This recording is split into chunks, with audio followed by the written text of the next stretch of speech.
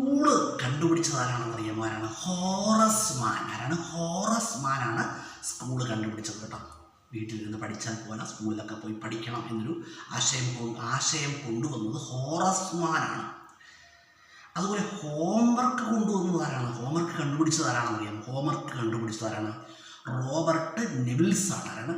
Robert നെവിൽസ് homework കണ്ടുപിടിച്ചത് കേട്ടോ. അയ്യോ, ഞാനിത് എപ്പോഴും പറയാറുണ്ട്.